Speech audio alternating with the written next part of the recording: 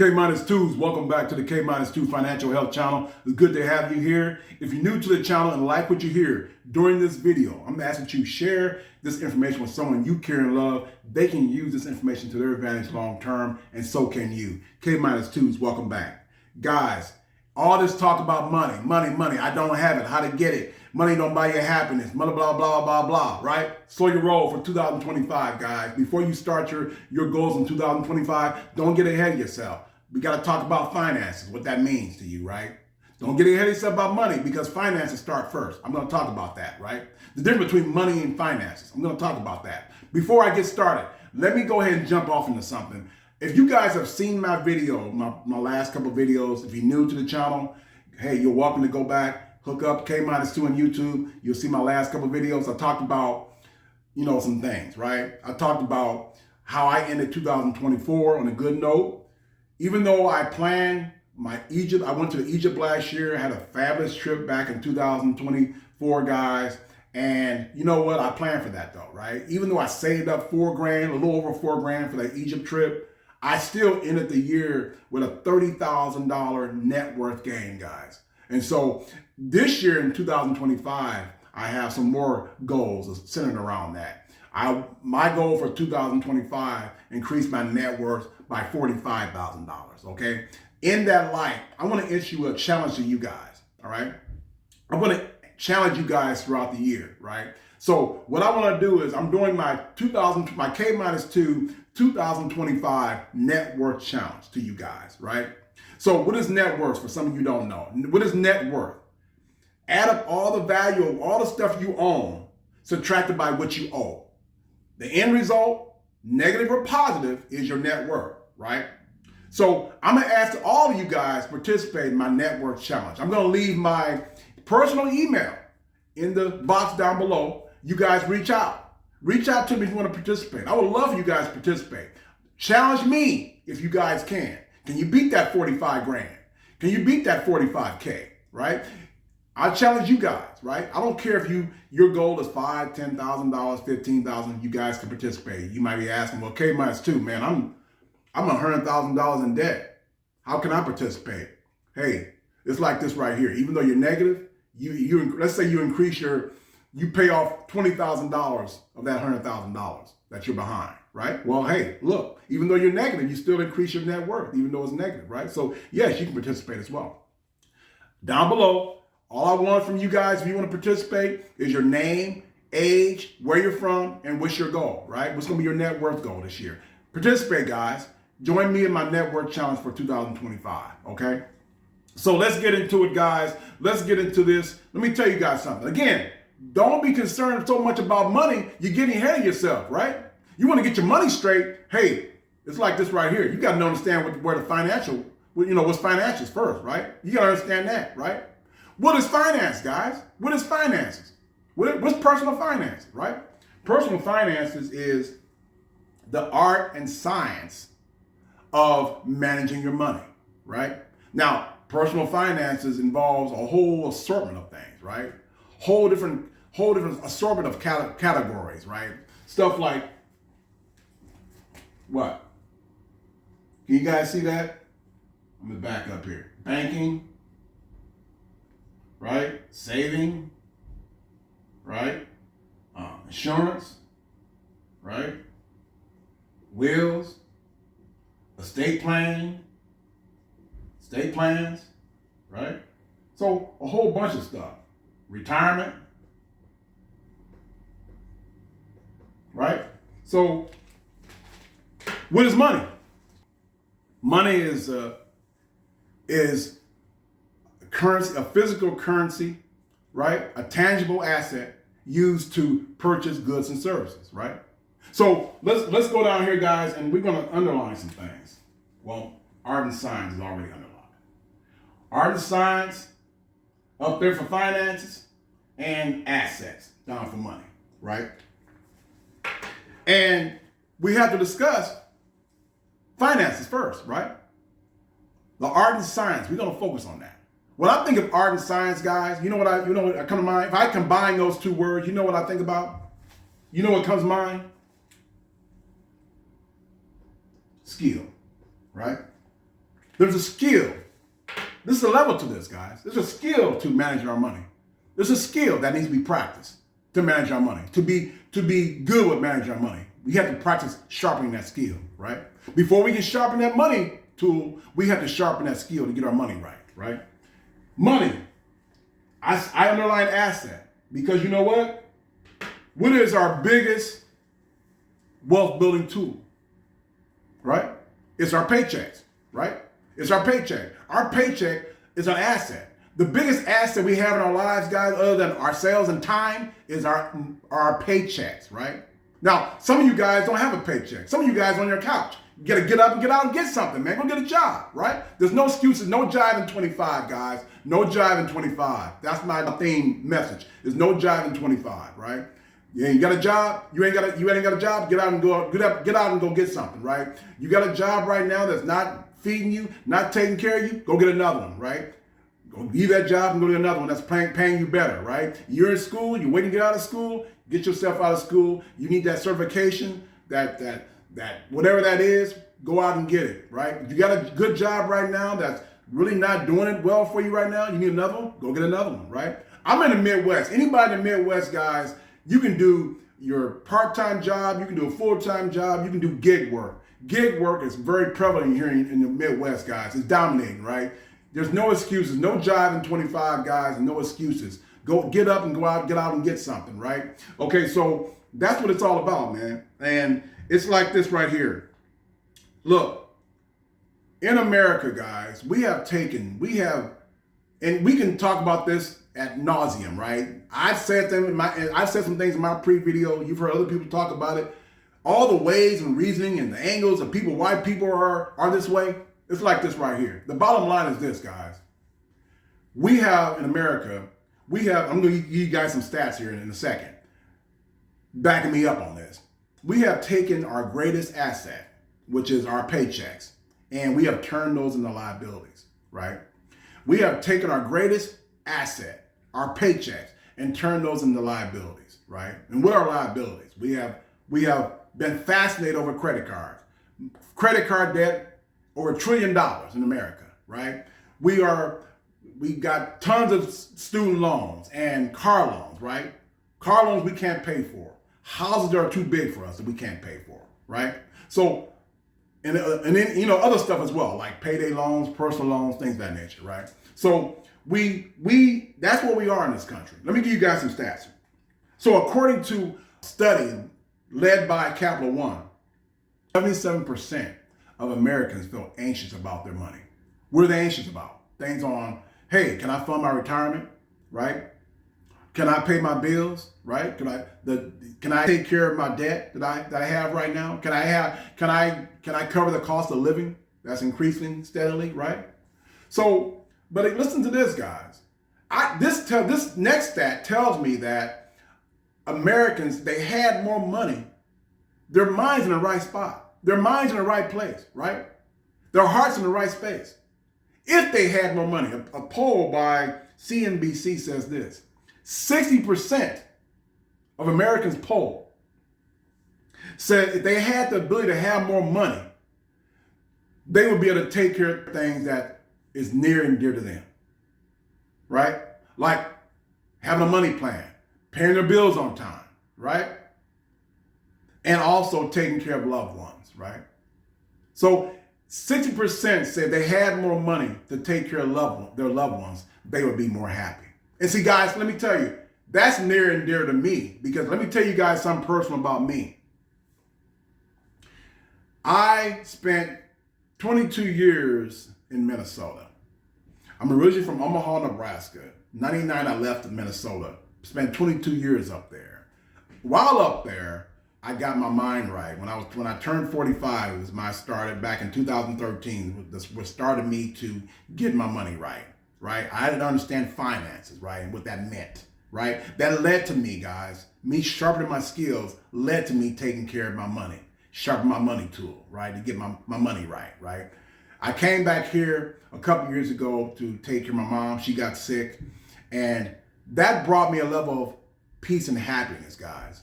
So I agree with these 60% of Americans, what they said. That brought me happiness. That was to my heart, right? I couldn't do that though if I didn't get my mind right up in Minnesota. If I didn't get my finances right? If I didn't put my emergency fund in place, if I didn't get out of debt, right? If I didn't have my moving costs to come from up there to down here, to come down here and take care of my mom, to take care of her. And also my mom passed away. You long-term guys know my mom passed away 2 years ago. I had the means to help cover her burial costs, right, guys? So that means something, guys. That means something to these people, and it meant something to me, okay? Okay, guys, so how do we solve this situation? What do we do to remedy the situation, right? I can only tell you guys my background, from my experience, my background, and tell you my opinion on it, right? Growing up on welfare, found myself at 45 years old and $40,000 in debt, found some hope, got some traction, got some momentum, paid off my debt, and now 11 years later, going on 12 years, building wealth ever since, right? So from my standpoint, guys, I believe we need to get our minds wrapped around the fact that in order to turn our once was our assets, now liabilities, back into assets, we have to view in our mindset. It's going to take a mindset shift, okay? There's no doubt about it. It's going to take a mindset shift. Do it, anything you guys can do to put yourself in position to flip it. Mindset shift, to view money, number one, money as a tool, right? There's 4 pillars of health, guys, from my standpoint. I'm going to talk about these in other videos down the road here this year. Physical health, mental health, spiritual health, financial health, right? We got to get our financial health on, guys. Just like we go into the gym. You go to the gym, don't you? Do those curls for the girls, right? You do that bench pressing, right? You go over there to the elliptical machine to get your cardio on, right? For mental health, you go to the psychiatrist, you go to the counselor, right? You get your mental health on. You do those little fancy little crossword puzzles to sharpen up your mental health, right? There's no different from that going to the spiritual health where you go to take a seminar. You might find some self-help books, right? You may find somebody on YouTube to talk about self-help, right? For your spiritual walk, right? You get your purpose, to sharpen up your purpose, right? We have to talk about our financial health as well, guys. We have to get to the point where we use the art and science to master our money, right? And sharpen up that tool that we call money, right? To keep our money, right? We're good in this country about making it. Well, all our lives, people talk about making money, right? But we've been shaped and molded and to go to school, get the certification, get that, go to school, get this, the degree, right? To go get that fancy job, right? But once we get our job, we're good at making it. We're pretty good at making it. Some of us need to get off the couch a little bit. Some of us are good, some of us are good at making it. Some of us need to, step up a little bit. But by and large, we're pretty good at making it. The problem is keeping it and then growing it, right? So we have to understand that we work so hard we're in school for 10, 15, 20 years. We work so hard on that job, working overnights and working double shifts and working part-time, full-time, and this and that and the other, right? We work so hard to let our asset go and turn into liabilities, right? We have to get our liabilities and turn those into assets now, right? So we have to understand that our money is a tool. And the best way we can get our money on is to have a plan, guys. A dream without a plan is just a wish. We have to plan our money. We have to plan to keep our money. Number 2, the best way we can keep our money, there's no way around it, guys, is a budget. We have to budget our money. We have to plan our money, right? Before we get our money, before we get that paycheck on Friday, there should be a plan in place on Monday. There should be a plan in place on Wednesday to budget our money, right? Practice, practice, practice, right? We have to get over, one of the things I think we fear in this country, we fear numbers. We fear numbers. We fear, money somehow. We fear the math in this whole thing, right? We have to get over that hurdle in order to have a good planning budget, right? That's going to keep our money, right? We already know, we talked about making the money. Now we have to keep the money. In order to keep the money, we have to have a great plan. And that's going to be a budget, guys. There's no way around it, right? We have to get to the point where we are in control. I am the master. See, a lot of our money are ruling you. A lot of the money are ruling you guys, right? Money is ruling you guys, right? I know, you know why? Because money used to run me, right? Money was my master, right, guys? It told me where to go. It told me when to sit down, shut up, right? When to smile, when to laugh, right? Now, guess what, guys? Since I got out of debt and got control, got some confidence, now guess what? I am the master, right? I tell my money where to go, right? And it's benefit me, guys. And it will benefit you as well. In order to do that, I got a great app for you guys. Now, when you do your budget, it doesn't matter where your budget's at. It can be on the back of your hand, a napkin, piece of paper, right? For me, I use an Every Dollar app. It's called everydollar.com. I download the app. I've been using it ever since when I got out of debt back in 2017. Before that, I was using the Every Dollar app. Now, the Every Dollar people are not paying me to say this, but if anybody asks me, there's many apps out there, guys. It really don't matter, right? As long as you do a budget, a good budget that's planned is good for you, right? I'm just telling you guys that's what I use.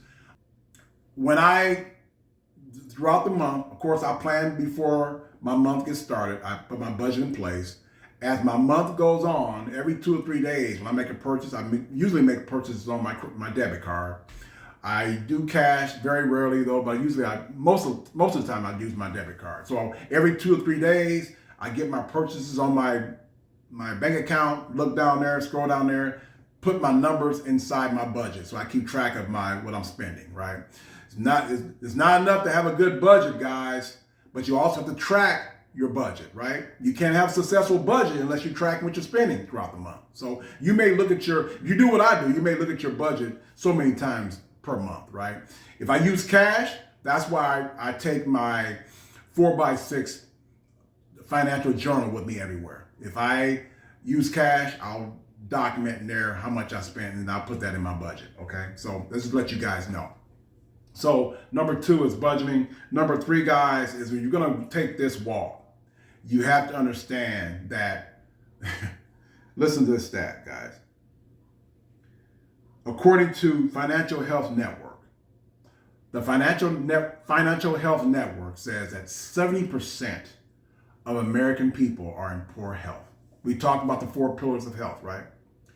Would you say, would that be bad for your physical health?